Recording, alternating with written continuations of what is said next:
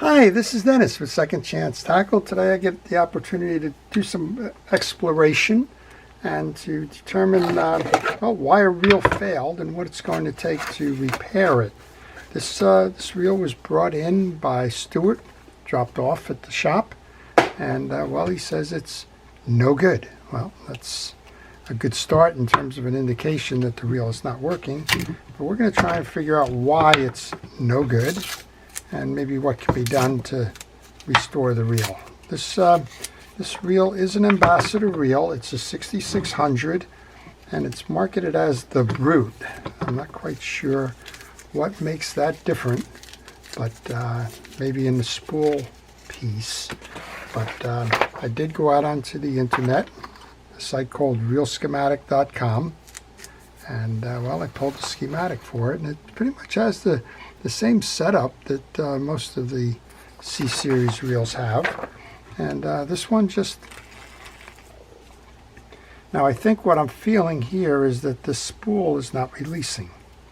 So that's probably interfering with the performance of the reel. Well, we're going to take this reel apart. If we can service it in one day, that would be wonderful. If not, we're going to find out what the issues are with the spool release or what have you. And if we have to order some parts, we will. So I'm going to start by taking off the exterior pieces and parts. And as I do, I want to encourage you to subscribe to my channel if you like the art of reel service and repair. And it is an art. It's there's science behind it, but sometimes you just you got to maneuver some things, think outside of the box, and do some other things in order to kind of get the reels back to where they should be. So if you like that, I would encourage you to subscribe to my channel. I work on all kinds of fishing reels, post almost every day, and I show you how to take them apart, how to service them, and how to get them going again.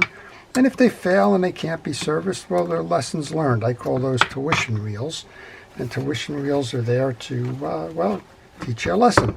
So sometimes the time invested is a lesson in terms of why the reel cannot be repaired. Maybe it's a fatal flaw in design or some other things. What I'm finding here right now is we have a terribly dirty reel. I mean, the greases and the like shouldn't be all over the handle, and it's even, before I wiped it down, was even obscuring the C-clip, which holds the handle onto the gear shaft. So I'm thinking we probably have a gear shaft right now that's overloaded with old dirty dried grease, and the free spool release is probably trying to work but can't work because it's clogged with the grease. Just a theory, but it's always fun to kind of play along as you're doing these things and try and guess where this may be going. That's part of diagnosis. It's an educated guess in terms of what may or may not be happening. Well, that C-clip was holding on the handle, so that's been removed. And as I remove all my pieces and parts, they go into a parts tray, and that way I know where the pieces are when it comes time to reinstall. I do encourage you to have a system for dealing with the parts that you remove before you start removing them. And that's always helpful as you move on. This looks like it's upside down. No big deal. Maybe not. No, it's not upside down. Couldn't be. The cup is attached, but that's okay. So this is running with a grind, and we're going to find out very quickly. But I do notice even here, all of the old shim washers and that are very encrusted with dried grease. So a lot of folks ask me what the common failure points are on fishing reels, and usually the first answer is something like this. It's a reel that hasn't been attended to in a while, and the greases and the oils dry up and they impede the operation of the reel. Sometimes they'll dry in the gear teeth and it'll be like hitting a pothole as you crank. Sometimes they'll just stop a particular function like anti-reverse or that. In this case, it looks like we've stopped operation of the free spool release. Those are all things that we can guess about, right? But look on the inside of this. It's safe to say the reel has not been serviced in a while. And lesson to everybody, this reel is overfilled with line. What you need to do on your line is leave space so that the the line and the reel can cast freely. When the line goes over the edge like it is here, it's very common and easy for that line to get trapped into the side plates and break. And well, we're not going to do all of this right here right now. We're trying to find the issue, but you need to strip this line down so that it can easily move through that case and not represent that hazard. I always recommend, as you're servicing your reel, to change the line, particularly if it's monofilament like this. Change the line when you service the reel. Well, that may very well have happened here, but the truth of the matter is it hasn't been serviced in a timely manner. And well, the last thing you want to do with something like this is lose the fish of a lifetime because the line is old and, well, breaks off. All right. Well, we've taken care of that. I'll pick up that line on the floor in a little bit. But for now, we at least have the line in the right place. There is some old grease onto the ratchet that drives your level wind as well as your click ratchet. I'm going to test the bearing in here. That's still running okay, so it's not the bearing's fault. Just oil that. I also want to test the, well, this is working. So remember, it wasn't going up and down, and one of the things that you won't worry about is maybe that stud was broken off or something. That's not the case. So well, I'm just going to put that to the side. Again, we're trying to figure out what the issue is. You can again see that there's a lot of film and dried grease in places that it doesn't belong, which means it's leached out over time. And well, I can just imagine what the inside of this is going to look like, and I think this reel is actually going to be able to be repaired today, but we're going to find out. All right, there's two screws that are holding the side plate cover onto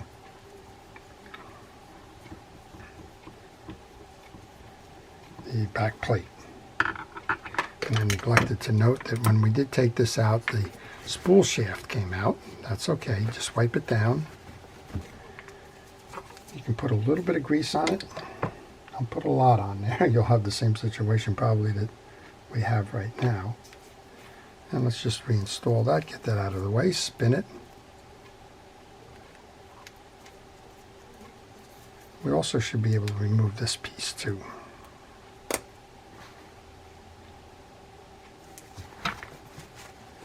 Because there's usually a bearing hiding behind there. There you go. Well, there's a bushing here. So in answer to one of those, what's different about the reels, sometimes there's a bearing there. In this case, there's a bushing there. Let's put a little bit of oil on it. That'll help the spool axle shaft to turn freer. I took the one screw out. Let's take the other screw out. And let's see what we have. This is like the unboxing moment when you try to figure out what the heck is going on. I do encourage you to take pictures as you hit critical junctures. This would be a critical juncture. Take the pictures so that you know as you go to reinstall that you have reference points. Now I'm using a schematic here, but I'm using my knowledge of the reel itself. The schematic will help if there's other issues involved. Well, this case is almost glued on, so yeah. Now, is there any question? This is what the cause of it is. It's not being able to move in and out because you have just an accumulation of old dirt and grease that's kind of stopping it down. You can see the back end of this. Let's do the cleanup. We might as well finish this reel as long as we're at it. There's an accumulation of sand and salt and stuff. We're just going to call it stuff for now. I'm going to use a penetrating oil. I'm going to let that just seep in the case for a moment. I'm going to remove our gear shaft. And then this is where all the issue is going to be because, well, it's just got a lot of stuff on it. This should just come up.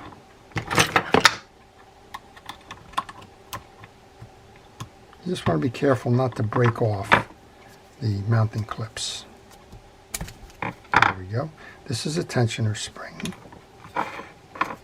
And we have our pinion gear assembly. And this is what would not be moving right now because it's all junked up. This is the one that would be the primary culprit. Let's take all that out off. I'm going to just kind of do the same thing here. We're going to use the penetrating oil to loosen up the debris there. The tension spring, the little trip lever. I'm going to get that paper towel back here. Let these parts soak. We'll go back to each individual piece and part. This is clearly going to be an issue here. Let's get the dirt off of the yoke. And spool gear. Now we were hearing a lot of noise, and I'm thinking at this point, by looking at the teeth on this, that's ground down. So I think we're going to have to replace that pinion gear.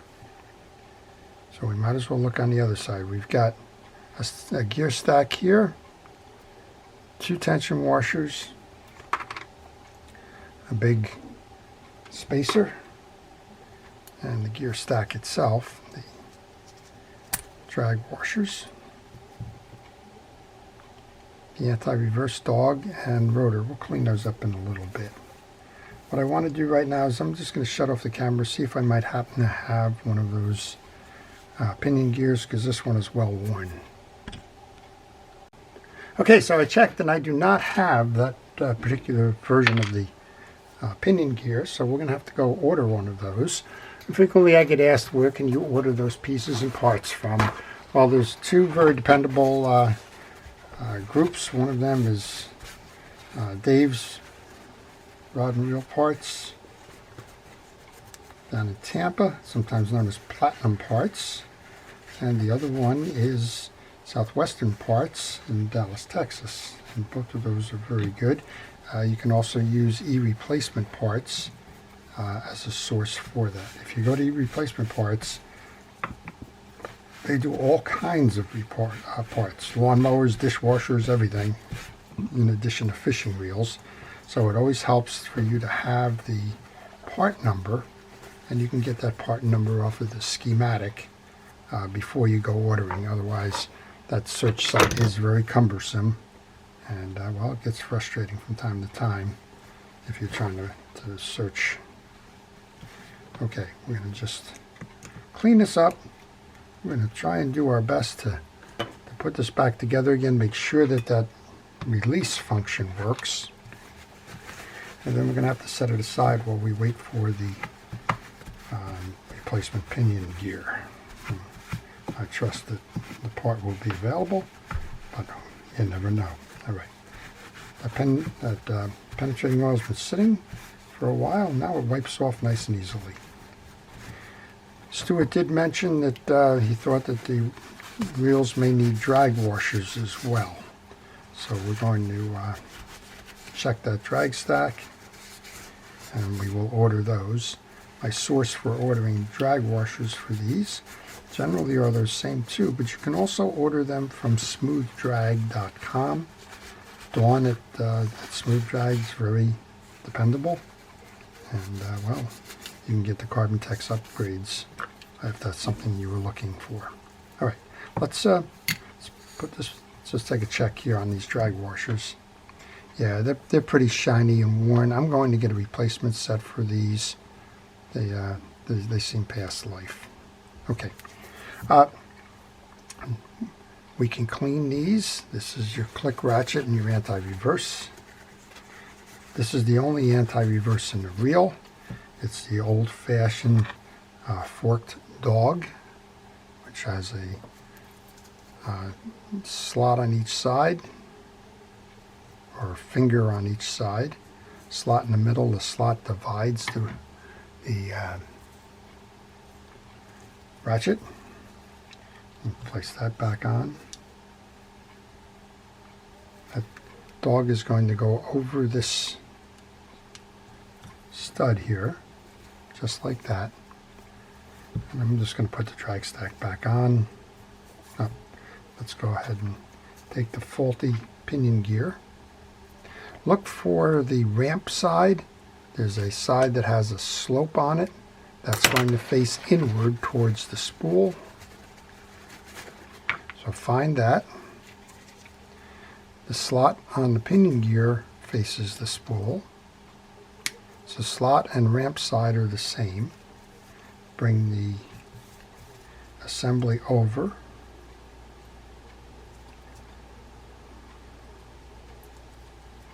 And you can place that in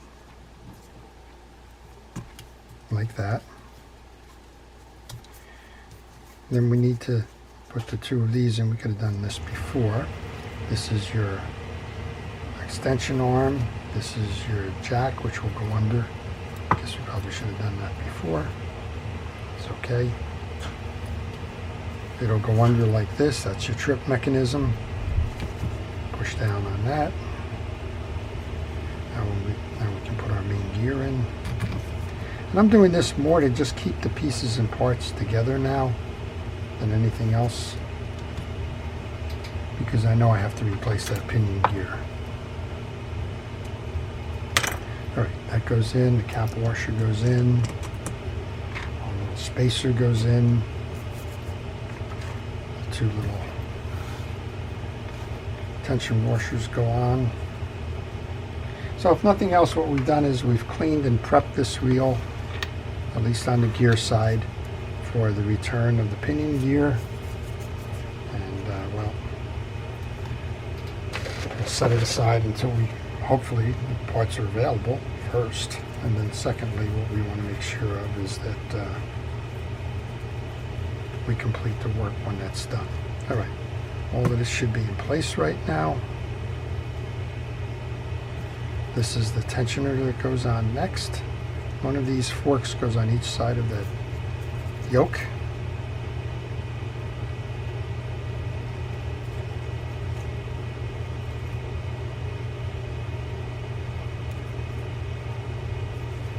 I guess I'm trying to do this for the benefit of the camera versus what's easiest. On this one, you're going to notice that there is a spring. I'm going to bring that up. There is a spring mount here that goes under the arm for that free spool release. Okay, that's in place now. Yeah, and with this on now, you can just see how the gearing on that pinion gear is just not making good contact with it. And that's clearly what the issue was when we were turning this reel before. All right, well, lessons learned. The pieces are back together again. We'll take those two nuts, and we're going to say that we've learned from this tuition reel that two things have happened here. One of them has just been poor maintenance, and poor maintenance has clearly resulted in a seizure in this reel with the pinion gear getting stripped off. And well, I can't go fishing until you get a replacement part, and that's what happens every now and then. We're going to put the rest of this on. We're just going to show you quickly how the rest of this goes. For now, we're just going to replace the spool. We'll clean up that whole case when the parts come in. Place your spool in. Make sure on this that you're in the up position. Okay, install the spool. Look for the opening here. Pull this up. Bring this over. Make sure that that piece goes in there and that your case is tight all around. So that's how to set the free spool release. Like I said, we got a lot of work left on this one, but what we did learn is that we can't go any further without the pinion gear, and we're going to hope that the pinion gear is available. And there's no sense doing any more work at this point, particularly if the pinion gear is not available. So stay tuned, I guess, is what they used to say, right? We'll see in the next episode if it actually works. All right, I'm going to put the star adjuster back on again. These are to hold all the critical parts. If you wanted to be a little bit, whoops, I noticed that there's a tension washer that's out here on my desk. If you wanted to be a little bit more adventuresome, you could take the parts tray, just wrap it up. Make sure that you don't lose anything. Just put it in maybe a gallon bag or something, make it a reel in a bag. You could do that. I've done it from time to time, but I've learned that if it's going to take a while, and generally it takes a while to order a replacement part like this, going to take a while. Just put it back together to the way you found it, and then know that, well, when it comes in, you've serviced half of the reel already, and it's just a matter of getting that replacement pinion gear to make it work the rest of the way. All right. The handle tensioner washer goes next. The handle goes on. The clip goes next, the little E-clip.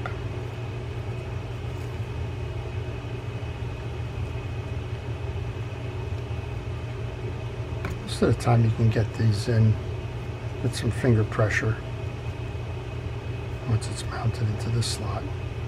Sometimes you'll need an assist. That one we can do by hand.